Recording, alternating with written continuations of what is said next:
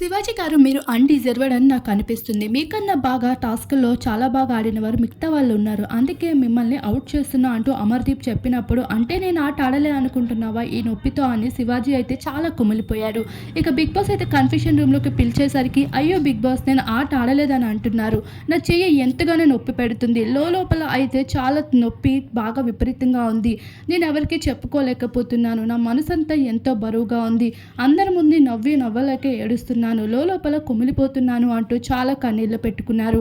ఇక శివాజీ గారు ఆ నొప్పి వల్ల అసలు టాస్క్‌లో గట్టిగా పర్ఫార్మ్ కూడా చేయలేకపోతున్నారు. అయినప్పటికీ తను 100% ఇవ్వడం, మరొక వైపు హౌస్‌లో కూడా చాలా డల్‌గా ఉండడం అయితే కనిపిస్తుంది. ముందులా ఉండకపోవడం, ఇవన్నీ చూస్తున్న పల్లవి ప్రశాంత్ అయితే చాలా ఎమోషనల్ అయితే అవుతున్నాడు. అయినంత వరకు శివాజీకి ధైర్యం అయితే చెప్తూ కనిపిస్తున్నాడు. బోలా సైతం అయినంత వరకు శివాజీ దగ్గర ఉండి చక్కగా మాట్లాడుతూ ఉన్నారు తనని ఇంప్రెస్ చేయడానికి. శివాజీ అయితే ఫైనల్‌గా హౌస్‌లో ఎప్పుడూ లేని విధంగా అయితే బిగ్ బాస్ ముందు చాలా ఏడుస్తూ కనిపిస్తున్నాడు.